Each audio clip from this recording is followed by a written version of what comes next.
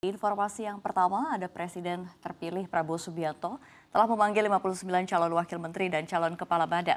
Angka ini tergolong cukup besar jika dibandingkan dengan total wakil menteri pada pemerintahan sebelumnya.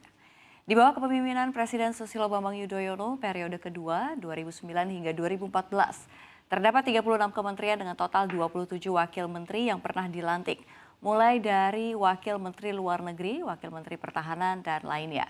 Sementara pada era Presiden Joko Widodo tahun 2014 hingga 2019, tampak sejumlah 29 wamen yang tersebar ke 19 kementerian, mulai dari Kementerian Dalam Negeri, Kementerian Luar Negeri, Kementerian Pertahanan, Kementerian Keuangan, dan lainnya. Pada pemerintahan Prabowo Subianto 2024-2029, nantinya tampak ada 5 kementerian yang memiliki wamen lebih dari 1. Kementerian tersebut yakni Kementerian Keuangan, Kementerian Badan Usaha Milik Negara atau BUMN, Kementerian Pendidikan Dasar dan Menengah, Kementerian Luar Negeri, dan Kementerian Komunikasi dan Informatika.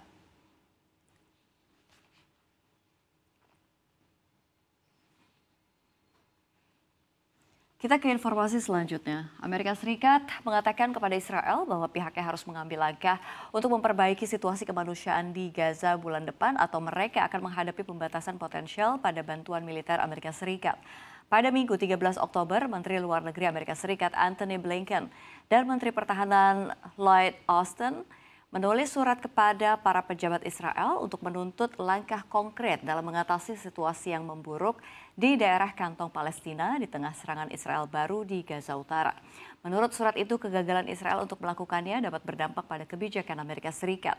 Surat itu mengutip pembatasan yang diberlakukan Israel, termasuk yang pada impor komersial, penolakan sebagian besar gebrakan kemanusiaan antara Gaza Utara dan Selatan, dan pembatasan membebani dan berlebihan pada barang apa yang dapat memasuki Gaza.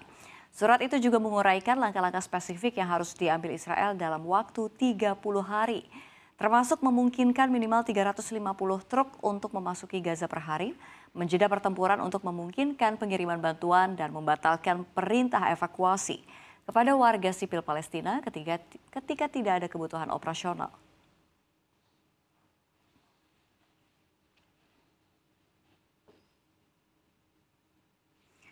Dan informasi selanjutnya beralih ke informasi dalam negeri. Kementerian Koordinator Bidang Kemaritiman dan Investasi mengungkapkan bahwa pemerintah akan mengunjungi Amerika Serikat untuk mengklarifikasi tudingan Departemen Ketenagakerjaan Amerika Serikat terkait adanya praktik kerja paksa atau forced labor pada program hilirisasi atau pemurnian dan pemrosesan nikel di Indonesia.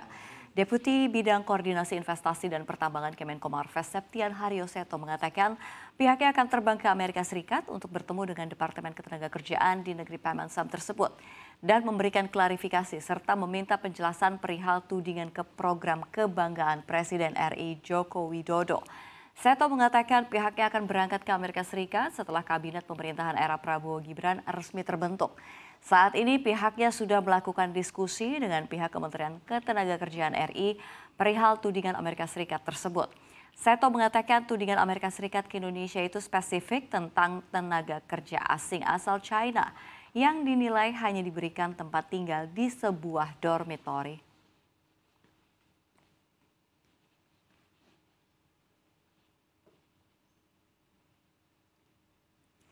Kita ke informasi yang terakhir dalam Hot News kita hari ini. Gubernur Bank Indonesia Peri Warjio mengungkapkan transaksi digital RI masih tumbuh secara pesat. Transaksi ekonomi keuangan digital tumbuh kuat, didukung sistem pembayaran yang aman, lancar, dan andal. Peri menjelaskan dari sisi sistem pembayaran, nilai transaksi Bank Indonesia Real Time Gross Settlement meningkat 16% secara tahunan atau mencapai 14.500 triliun. Sementara itu dari sisi pembayaran retail volume BI Fast tumbuh tinggi 61,1% year on year atau mencapai 324,9 juta transaksi. Secara spesifik, pertumbuhan tertinggi terjadi pada sistem pembayaran KRIS yang tumbuh 209,6% year on year dengan jumlah pengguna 53,3 juta dan merchant mencapai 34,23 juta yang mana sebagian besar adalah merchant UMKM. Sementara pembayaran kartu ATM debit turun 8,59% year on year menjadi 1,738,5 juta transaksi. Transaksi kartu kredit tumbuh 14,8%, ini mencapai 116,97 juta transaksi.